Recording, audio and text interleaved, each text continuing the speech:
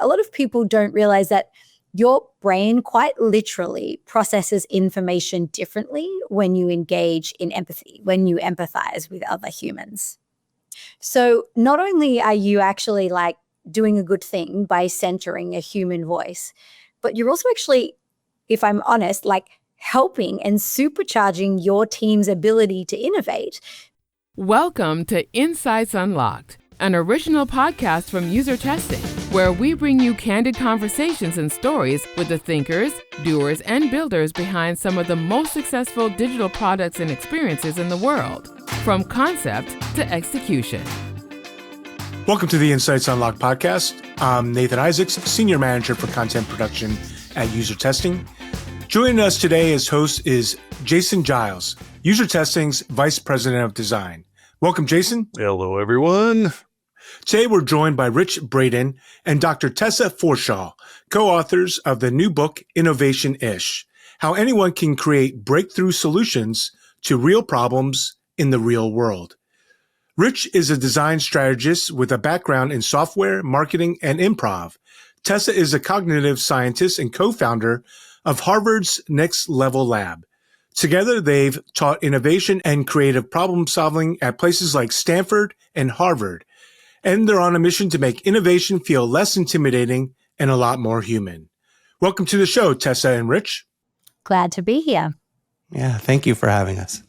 You guys, I am so looking forward to this conversation. Very excited about the book. To kick us off, though, can each of you just share a bit about your path to working in innovation and really what ultimately led you up to Innovation-ish? Yeah, absolutely. Like most people who do an undergrad in, Bachelor of Arts, I became a consultant because that's just about the only thing you can do. And so I worked for a consulting firm and started working with them on sort of big design challenges around workforce and other topics like that. And I became really fascinated in how our participants in these design workshops participated, how sometimes they were resistant, how sometimes the idea of an innovation or a design workshop was sort of overwhelming or dissuasive of participating. And so I decided that I was really interested in this thread. And so I went to school to study cognitive science and then joined the faculty at the Stanford D School, looking at and teaching the sort of cognitive science-informed approaches of how we approach design thinking and innovation and creativity. And that is where Rich and I met. So Rich, maybe, take it from there. Sounds good. Well, so I started my career as a software engineer. And in my degree, I had one or two classes from a professor who came from Stanford that were about designing software, that were my favorite of everything. They looked at things in a really different way than everything else I was doing. And after my second job, I was in Silicon Valley and started down the entrepreneurship path, starting a company and then trying several different product ideas, and really got steeped in an approach to trying to find my way to how do we design things that really are useful to other people. A few years later, I kind of picked up improv acting as a side hobby that became an obsession. And I had a side career for about 12 years teaching and performing improv, which was wonderfully creative. And you can literally make anything up on the spot.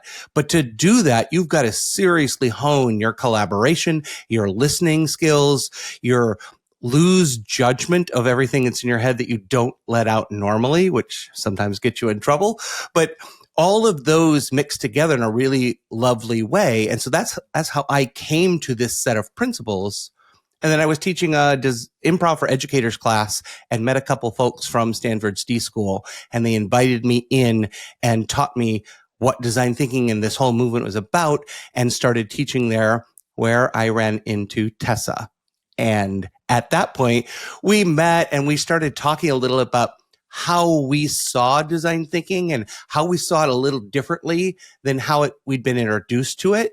And it just, I don't know, to use modern lingo, it started to vibe, I guess. But we really shared a worldview of it was different than the procedural, structured way that we normally had seen it done. And we thought it had a lot more freedom and needed a lot more of what I think of as the thinking part of design thinking and really charting your own path through it. That's amazing. And that's where we started teaching together. That is great. And was it just through these kind of conversations that you decided, you know what, we're onto something here? Like, maybe there's a book in the making. I think, honestly, as an academic, Jason, the last thing in the world that I want to do is write a book, because I have seen the misery it puts so many of my colleagues through. But actually, the thing that really made us write the book was year after year, and we've been teaching this, I think, about 7 years now. Year after year, students were sort of saying to us, like, hey, where's the book? And we would try to find existing articles and things like that to kind of curate the list in the absence of a book. And they just kept asking and kept asking. And eventually, after one of our intensive classes that we run at the Harvard Innovation Lab, Rich and I were like, okay, we just need to write this now. I love it. Well, I really, the approach to this whole problem space really resonates with me. I think Rich and I were talking previously around this idea of whether it's improv or jab or jazz, but reducing that barrier and maybe making something that we think is like really intense a little bit more approachable. And so maybe Tessa, would you be able to talk a little bit more? You talk in the book about this idea of innovation hesitation. It's this idea like, there's just something that's holding people back. And as you, through your research and through your work, I guess I'm wondering what surprised you most around the causes of that hesitation? Yeah, absolutely. So I think that there are some pretty obvious causes, and I'll just touch on those before we get there. The first being, like, there's a real mythology around what innovation looks like.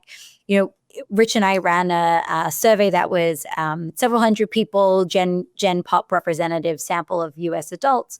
And what was fascinating is about 90% of them, when asked the question, who is an innovator, actually named the same 5 people, which I really didn't expect to see. But they were naming Edison, they were naming Einstein, they were naming Gates, they were naming Musk, and they were naming oh my gosh, Facebook. I've just completely blanked on it. Mark Zuckerberg. His famous dorm room is just here. I should have known that. But that was really fascinating to me, that there was this very clear vision of what an innovator looks like, where it happens in places like Silicon Valley or New York Shore, but also, if not in those places, at least in special buildings with fancy rooms and Post-it notes and birch and cold brew and like all those kinds of archetypes. And so that was quite interesting, but not so surprising. I think the thing that surprised me the most is actually the sort of cognitive side of why we have a hesitation to innovation.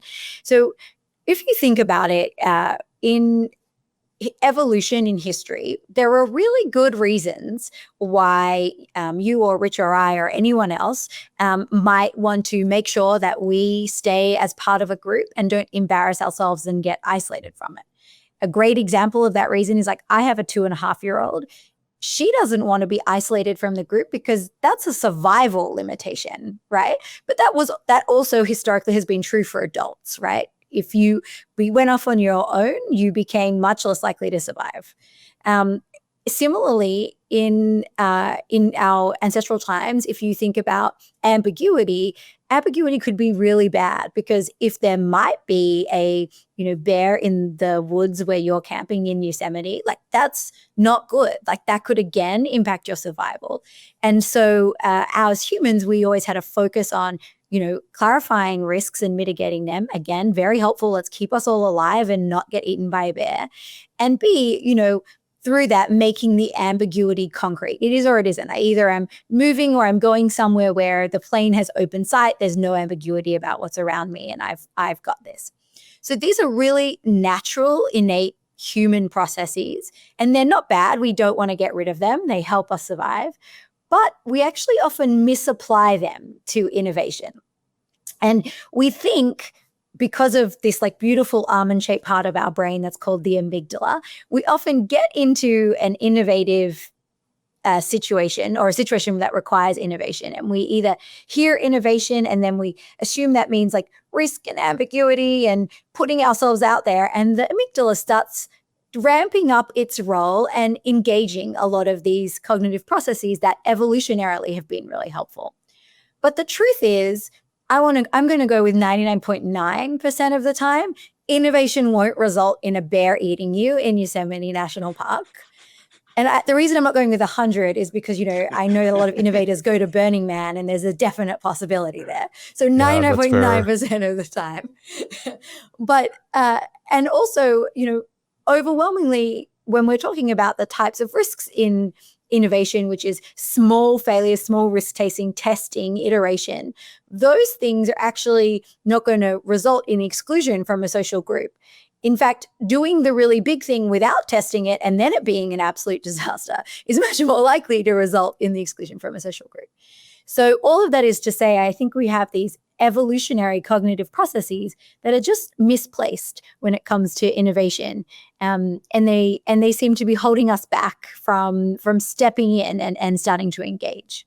Well, and certainly if you have this mental model of who is an innovator and it's with that elite crew, like there's no question of why some might think, well, that's not for me. I'm not like that. One of the things I found really interesting, Rich, you introduce us to this kind of approach of reducing that barrier, and you introduce us to this thing called shots. You got your roof shots, your cloud shots, your orbit shots, and of course the moon shots that maybe a lot of us are more familiar with. Sure. Can you kind of talk us through that and how that might help leaders scale their innovation efforts with either not defaulting to just absolute incrementalism, but this, I think what a lot of us sometimes fall into is this all or nothing mindset. Absolutely. Yeah, I think many people default by thinking if it's innovation, it is gigantic. Like moon, we're going to the moon in 10 years, moonshot. And there's plenty. CRISPR and cryptocurrency and Waymo self-driving cars. There's lots of big moonshot ideas. And they're awesome. We love those, of course. But that's not the whole total of innovation. If it was that, I would be intimidated after all of my experience teaching it, thinking, oh, I can definitely come up with a moonshot idea. And, maybe I can, but it doesn't feel so tangible. I think the idea with the shots is it's a spectrum. And whether you use exactly our names or not, we kind of go, look, underneath a moonshot, there's some orbit shots. And then there's some cloud shots and some roof shots and jump shots. So a jump shot is sort of like an essential new feature or in a system you already have. An example might be, maybe you can highlight incomplete sentences as you type. That's kind of a fun new thing. It helps a little bit. But then a roof shot is more like a collection of features that kind of enhance and reshape that system. So if you update several things like that into a text editor, you have a smart editor now, it on a daily basis improves your productivity, helps you out. But a cloud shot version of that might be embedding it in like smartphones, autocomplete across every app. Wherever you are, any app automatically gets it. That's a little bit bigger innovation because your sphere of influence, your impact radius is bigger. And then an orbit shot is something a little more revolutionary, but it might be siloed into one industry. So, or one type of thing. Like I would say generative AI is as a category more like an orbit shot because it does predict, it's like super fancy autocomplete, right? There's much more to AI than just large language models. And so if you think about AI or generalized AI, we have a paradigm shift that is going to change on a Gutenberg level, on an internet level, or maybe even bigger. If we can achieve that, it's going to change the whole paradigm. So that I think that's the range that we're talking about. We saw a concrete example of this. Tess and I got to go to Saudi Arabia last year and visit the Neom region. And for those that don't know, Neom is about a Belgian-sized area, the size of Belgium, where they have many different really big moonshot, maybe even, I think Tessa calls them Mars shot ideas. They're gigantic. One of those is called The Line. It is a new take on a very old idea of a city that is a straight line. It's vertical, 500 meters tall, and it's supposed to be over 100 kilometers long. You're also supposed to be able to be anywhere in the city within 15 minutes. And everything you need is within a 15-minute walk inside your house. If that is not a really big innovation idea, I don't know what is. But when we got there, of course, that's impressive. But what we saw were people that looked like many other places in New York, in Silicon Valley, in Sydney, Australia, that we see that are smart, capable people solving problems. But to build that city, they have to build sections of the building and lift them up to 500 meters in the air in the windiest place or one of the windiest places on Earth. So cranes don't work very well because things can swing around. So they had to create an orbit shot of lifting, getting those things up in place in a safe way. And then to even build those, they're using 40 millimeter rebar, which if you don't know, the normal stuff is like maybe 8 to 10 millimeters. It's gigantic steel rods and they don't know how to bend them. So they had to create more of a cloud shot of a robot to bend the rebar into cages to be able to pour the cement. And to get the volume of cement that they needed to be able to pour those in the volume they needed, they had roof shot and jump shot logistics, road paving to get the cement trucked in the timing they need. So those aren't revolutionary, but they're critical. So if you have even a moonshot idea, and many companies have one that's their main product, you need to support it with a whole portfolio of innovation underneath just to serve that one idea.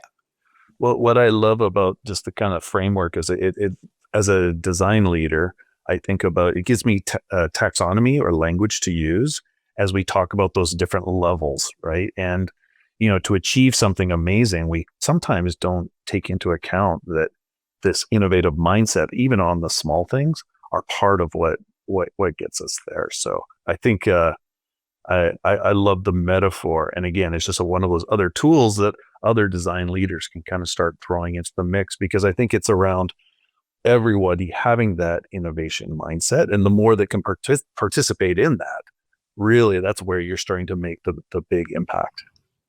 I think it's that inclusion of everybody can be involved. It reminds me of I don't know if this story is true, but I love it, of the janitor at NASA. And somebody says, "What are you doing?" And they're like, "Cleaning up," saying, "We're putting a person on the moon." Right? Like they're invested in, and their contribution is critical for everything else to work. And that's what I love about the shots. I love it. Tessa, the book, it really emphasizes that innovation, it's just not about brainstorming and design sprints and these type of exercises that maybe we've kind of canonized a little bit. It actually begins with a deep understanding of people. And so can you talk to us a little bit about how some teams can kind of go past the obvious, uncover some of those deeper insights into what make people tick and why it matters? Absolutely. One of my most favorite mindsets that we talk about as being essential to innovation is this idea of interacting with others. And it's essentially the mindset of, I'm going to go out into the world and learn from people. And it's fascinating, I think, to me, when we have class, how much resistance there is from a lot of people to actually just going out in the world and talking to customers or users or stakeholders and just like hearing from them, having a chat in a coffee line, like whatever it is. It's quite fascinating. But we really, really push the point, much to our students' sometimes dismay, that this is an essential aspect. And one of the core reasons for that is that a lot of people don't realize that your brain quite literally processes information differently when you engage in empathy, when you empathize with other humans in an interaction. So empathy activates neural pathways that allow us to suspend assumptions and to deeply understand others' experiences and perspectives. And so by doing that, we're essentially able to reshape and reconsider and reconstruct our understanding of certain circumstances and certain mental models or perceptions or beliefs that we have. And that's really powerful because actually without empathy, that's really, really hard to do. Like having somebody understand that, the way that they perceive something is not actually truth, and to have them reconstruct that neural pathway and belief is incredibly challenging.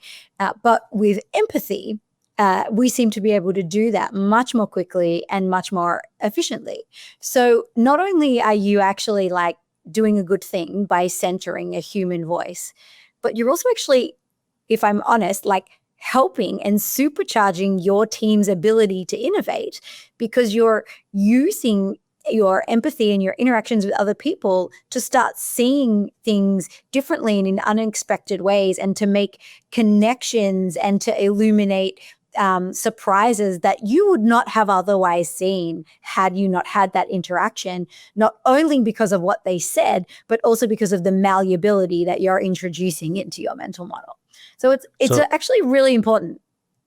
I've obviously I've been in design and research for decades now, and I literally did not know that there was a scientific chemical neuron pathway where empathy has a role. You mentioned that folks are a little bit hesitant. You have to kind of force them sometimes to go out there, and yet when they do, we call it the aha moment.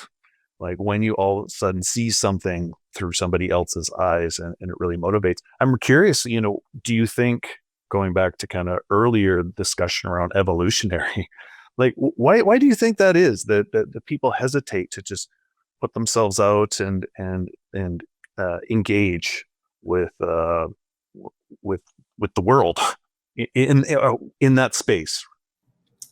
I think there is a lot of social anxiety, but I also think, at least for, I can speak from my experience teaching this, that I've noticed it become an even bigger ask of students in the last few years than it was before.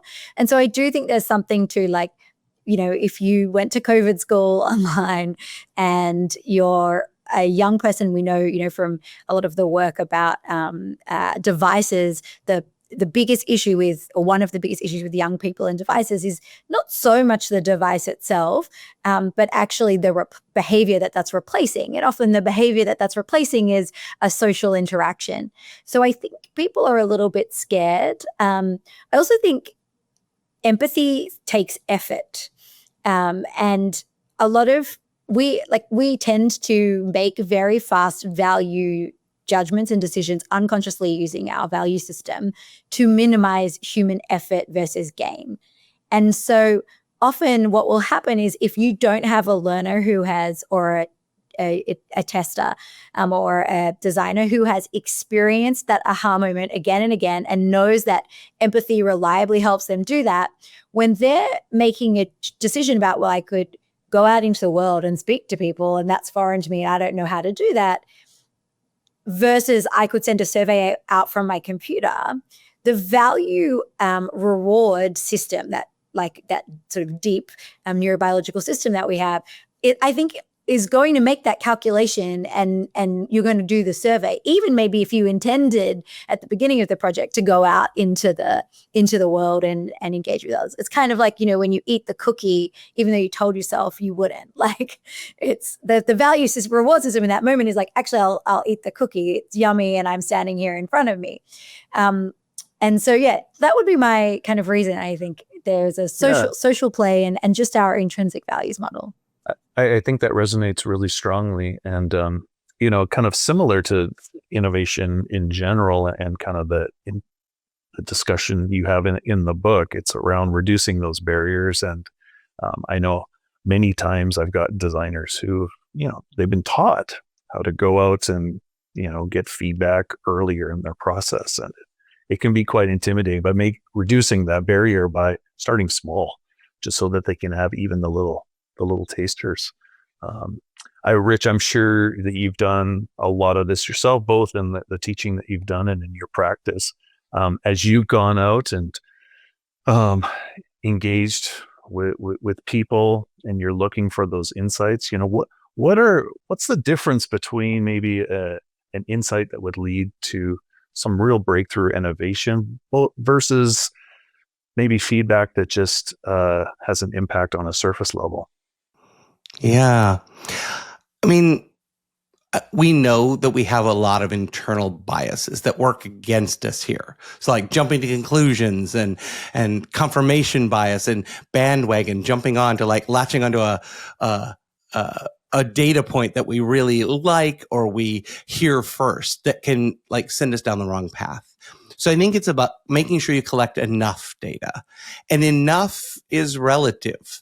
There's no clear, you must capture 47 different interviews in every design project that you do. It's an evolution. You have to sort of feel your way through it, but collecting enough so that you can get past those biases and then make yourself aware that there are biases to look for it. So you got to stop and check in and look. I know I keep coming back to this point. Why do I really see this, or did I fall in love early? So I think that's a piece of it. And then it's going through the analysis of all this data, looking for surprises and contradictions and tensions, things that are there, and then putting it out in front of you and processing it as a group. So in the synthesis that you're going to do, you're trying to make a big abductive leap, right? You're taking not enough data and make a prediction about how the world works based on not complete data. And that is a difficult thing to do. But what can help is to make sure that all those nucleation sites, all the data points you're going to use to make that leap, at least have some validity. And so an example of that is we were working with a big quick service restaurant that had a supply chain they were redesigning. And we took interviews, massive number of interviews.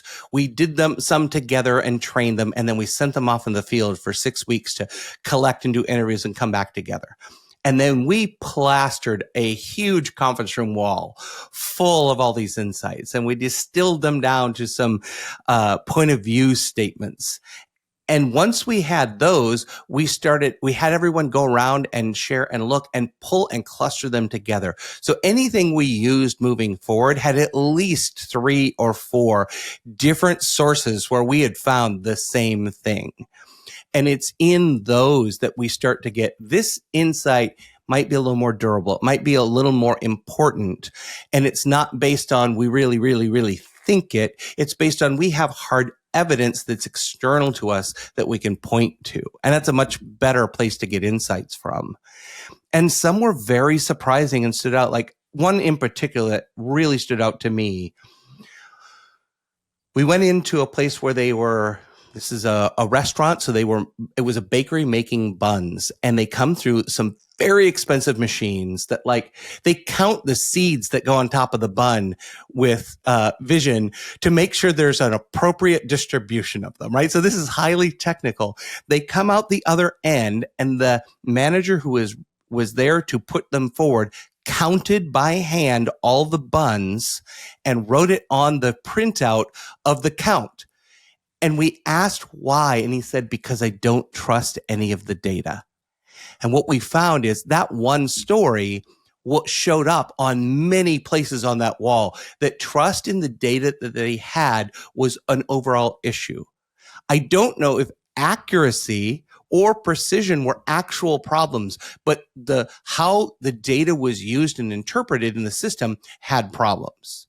And there were plenty of examples of why that had come up. So that was a thing that we knew we needed to solve, is people needed to trust the data they had whether it's changing perception or fixing the data or integrating it better or all three, that was something that needed to be fixed. Unless they trusted the data, they were going to be blocked and not able to move forward fast. Got it. And that rigor to have those data points, amazing, particularly when you have need high confidence for maybe some of these bigger orbit moonshots. On the other end of the spectrum, I know you encourage testing ideas early. And are there like low risk ways where you can kind of also get some value, but maybe where it's not in such a high risk situation? Yeah, absolutely. I think the guiding principle here is that evidence over opinion.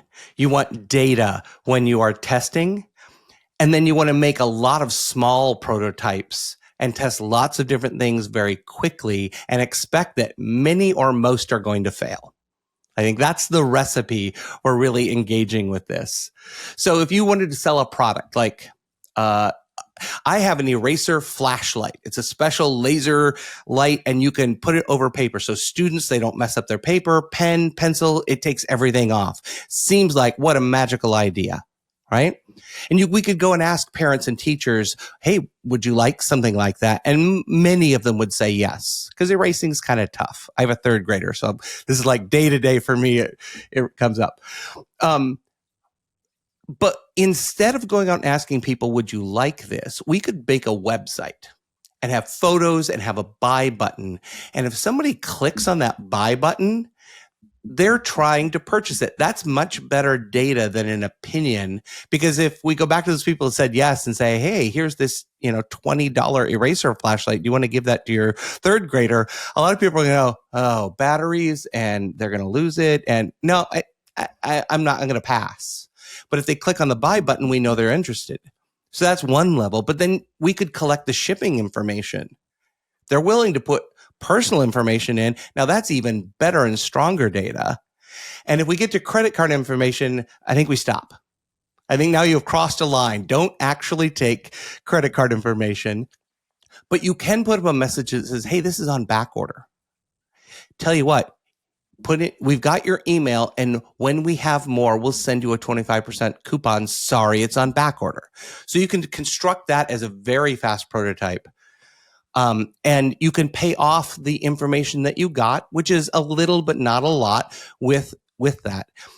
And it sounds like a bait and switch, but if you are thinking about it and you try that idea and you get thousands of people trying to order it, now it changes the game. And you're like, actually, let's look up some manufacturers. I think we could make this real. You would pay it off if there was enough interest. So I think it's using methods like that where you go and do tests that look very real in the world, but take very little time. I did that in one of our classes. From week to week, this topic came up. I had a friend during the pandemic who said, I've got this great idea for remote wine tasting. We'll connect sommeliers and wine with people that want to do this, and we'll get them all together. And I'm like, okay, bud, let's actually look at this before you start buying cases of wine. And we put a website together in a week, and I presented that back to the students, and they were shocked how much we could learn. It turns out that idea did not pass the test, which is a good thing. We learned it very cheaply. And that took a week with traditional. But in an hour with AI, you can generate that website and have it up and running so quickly now. AI is changing the prototyping landscape tremendously. So you can do this actually very quickly. Don't make a full-on version of a product before you make sure somebody actually wants it, I think is the idea. Well, and to be able to incrementally increase your confidence on whether this is even, it's kind of like trying to find your way through the dark sometimes. When it comes to innovate, we've got these big ideas. We think that there's something out there. Maybe there's just a little bit of a gut. But the quicker that we can start realizing, well, hey, you might be onto something. I really like that example actually of the website with the different signals along the way, because you're like, okay, well, this is one signal, but actually if they did this, and really thinking thinking through it in that strength of confidence, and as well as the, in your case study there of like, yeah, I don't think this is a direction that we need to go, but think of the savings and the risks that you've avoided. Yeah. Lots of ideas with a small number of people, and then incrementally fewer ideas as you hone in, more people and more cost of developing the prototype. It's a safe way to mitigate the risk of launching. And that works for products, but it works internally at a company with a new people team program for, I don't know, collecting feedback or for doing performance reviews. You can ease your way into it and make sure it works. I love it. So Tessa, in the book, there was another concept that is introduced, metacognition. This is the first time I've heard. I don't know if you coined the phrase, but it's this act of stepping back and thinking about how you are thinking. And so when you think of the context of innovation or creative problem solving, what is the impact of that? And practically, how can teams start practicing it today? Yeah. So metacognition, just a sort of baseline, meta meaning sort of above or self-referential, and cognition meaning how we think, feel, and act. So metacognition is being self-referential and thinking about how we think, feel, and act. I didn't coin the term. It's been used in education and learning for a long time, but my research has evolved it, and I think about and study a concept of metacognition in action. And so that is metacognition that is not just about reflecting and thinking about my thinking at the end of something or when it's done, which is quite common and certainly what Rich and I used to do in our design classrooms too, like have a lovely session at the end where we all did thinking routines, or if you think about in companies, often you have like your splashdowns and your retros. Or if it is during the course, you still have designated meetings or spaces, maybe a pause or a stage gate. But metacognition in action is really this idea that you are thinking about your thinking and therefore adjusting and navigating and changing what you're doing in the course of doing it. So metacognition in creative problem solving is really important, and we already knew that. There's some great work out of the University of Kentucky where they gave half of the students metacognitive tasks in their creative problem solving class, and taught them metacognitive skills, and half of the students didn't get them. And the students who were metacognitive throughout the creative problem solving course created more ideas. So I believe it was twice the number of ideas than the students that were not metacognitive. Their ideas were 3 times more novel, so unique and creative. And when the final products of the students were judged by a committee of independent design experts, the students who were metacognitive's work was much better. So that as you sounds amazing. But what does that mean? In practice? Yeah, so absolutely. What were they doing? Yeah. So what they were doing is really, really simple things. So when we studied them, when I've studied them, what I've noticed is in the middle of a project, they'll pause and they'll notice that maybe the strategy of interrogating the acronyms that their interviewee is using means that they're missing insights. And they might stop and think about that strategy and decide for the next interview that instead they're going to write the acronyms down and circle them as they hear them, but they're not going to talk about the acronyms, and they're just going to engage in the conversation with the person to elevate the insights.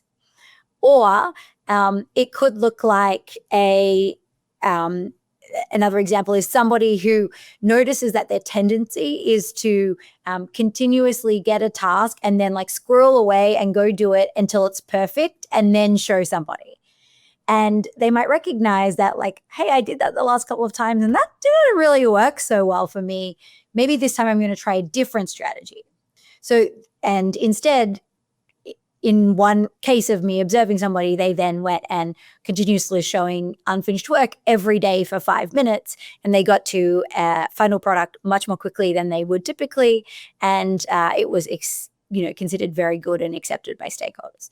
So they're examples of these little metacognitive strategies that can happen if you stop and you start to think about your thinking and your actions and your choices. So if I wanted to try this next week with my team, what would be some little things that I might want to do with them? Yeah, great. So the first thing is you need to make space. You can't be metacognitive and cognitive at the same time.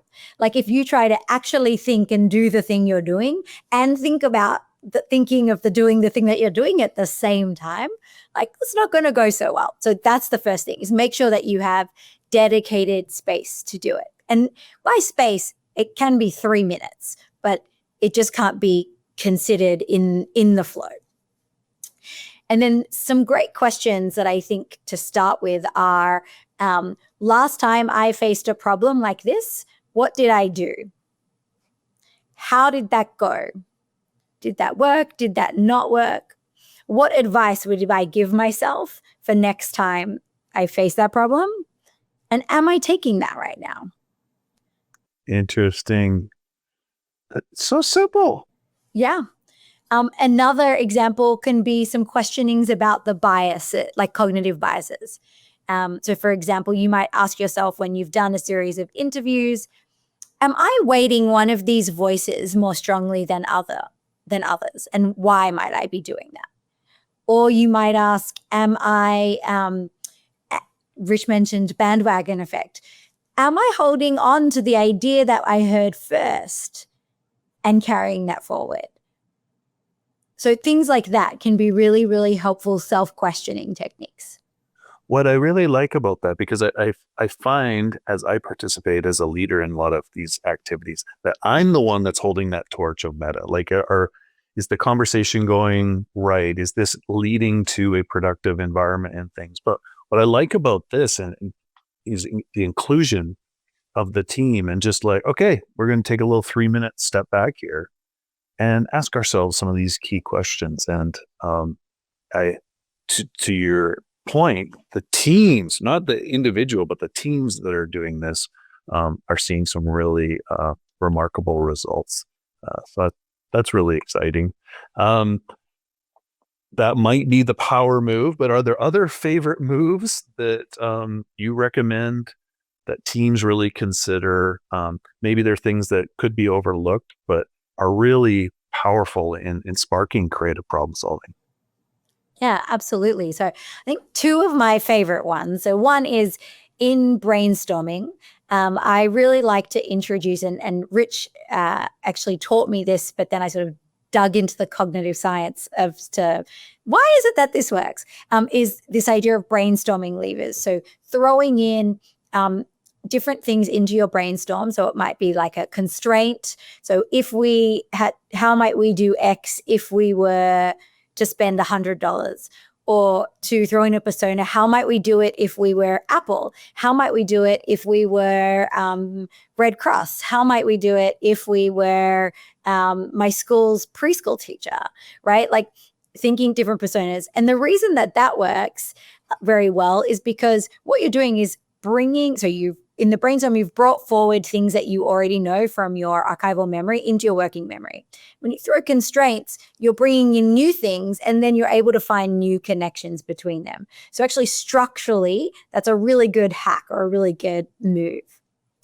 The second move that I love, that I think is really helpful for creative problem solving, is any kind of collaborative frameworking activity where you're trying to put data into some kind of framework. So it could be as simple as like a 2x2 that's like impact and effort, or it might be like a 2x2 evaluating a person's interview data based on 2 different constraints that you notice from as a theme from their data. But anything that requires you to collaboratively map like that is really helpful, because again, that process of having another person or a set of people who have a different lived experience to you and therefore have a different structure to their archival memory than you do, means that when you interact with them, you're all cueing each other to bring forward different pieces of information that you didn't know before. And like that is a really beautiful thing. And you can really supercharge just with those two moves. That is that really resonates. We talk so often around diverse teams coming up with better solutions because they're bringing it. But what you're talking about too is not only is it just what they're bringing together from their background, but then it triggering another side of ourselves. Yes. That's really amazing. Rich, I'm sure you've got a favorite move. I know you're coming from the improv days. Is there just one? I know we got to wrap up soon, but I'm sure that you've got a favorite tool that you like to employ for sparking creativity. I do. We talked a little about the prototyping. So that is one of my favorites. But the one I'll go to is from an inspirations mindset. Tess was just talking about you said diverse collaborative teams. We need that for so many reasons. And if you're going to have a diverse collaborative team, you've got to get them to sign on and get involved in the project. You also need customers and partners and executive sponsors and investors and board members. Like there's a whole group of stakeholders that need to contribute in their way to how this project moves forward. And so to do that, one of the best ways we know to influence other people is through story and storytelling. And so from my improv days, that's so much about what the improv I did is about how do we collaboratively tell a story. And then I did speaker coaching. It was about how do you influence people with it. So one of my favorites is by a guy named Ken Adams called The Story Spine. And it has gone on to be made famous. People call it the Pixar pitch because they have integrated it into a lot of what they do. And it's a simple form of how do you tell a story that goes from point A to point B in a consistent way. And if you are not a person that knows if that is happening or not, you probably are not telling great stories. Because if you have to land the plane at some point, right? So the story spine is a simple set of sentence scaffolds that they start and you finish them. Once upon a time, every day, but one day, because of that, because of that, because of that, and you can continue this if you need, until finally, and then ever since that day. So if you just complete those 8 sentences, you can tell a story that has a really good structure. Or if you have a story and you can't map it back to that, you're probably wandering around a little bit and not being direct. So it's a simple tool. Anybody can use it. In fact, I started using it to make up bedtime stories all the time. And then I started reversing it and just giving the prompt, and my kids make up their own stories, which is infinitely fun. So quick parenting tip. But it's simple because if you can't tell a simple, straightforward story like an elevator pitch, you don't really understand the idea yet. So it's a good litmus test on, do I know what we're doing? And those 2 pivot points, but one day until finally, can show you, here's how the problem presents itself today. But if we change this, these other things happen until finally that problem is not a problem anymore, is a great way to encapsulate the essence of your idea and your innovation into a tight package that you can make somebody understand right away. That's it. I'm stealing that. I'm going to use it, a fun one to start my next brainstorm, but then a final one to see if we've really been able to, or we're able to tell a story about the idea or what we're trying to accomplish in the workshop. We often say innovation's not hard. It's hard work. Like any of the individual things we've talked about is not like multivariate calculus, right? It's, can you tell a story and can you approach that and change the designer? Everyone can do that. But like most practices, like meditation, can you stop the thoughts in your head or guide those away? That's a difficult thing to do, and it takes work and effort. But as Tessa has taught me, anything you're learning needs to necessarily be effortful. And so you have to put in the work if you're going to learn enough about a problem to solve it. Those are great words to wrap up on. Rich, Tessa, it's been really, really awesome to speak with you.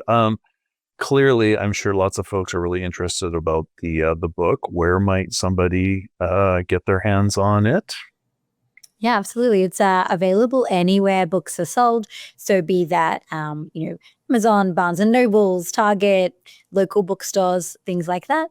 You can also go to www.innovationish.com, both with the hyphen and without. It works, and there's a lot of information about the book and us there. Yeah. Oh, I was going to say, is that also the best way to find out more about some of the thought leadership that you're each doing? Yeah, well, there's LinkedIn. You can reach out to us and connect. And then there's also on Innovationish leads to substack.innovationish.com. And so we've got some research there, but there's research and practical application. And we're starting to do a few short videos with tips like that story spine or different things that you can start to put it in practice in small ways. And if you want to check out the academics, you can look up my lab at Harvard, which is the Next Level Lab. Next Level Lab. I love it. I personally have walked away with some great practical ideas that I'm going to be taking away and working with my team next week. But both of you, thank you so much. It was really nice to meet you. I'm very excited to dig in deeper into the book. And thank you for being on the show. Yeah, thank you for a thoughtful conversation. Yeah, thank you so much for having us. It was lovely to meet you.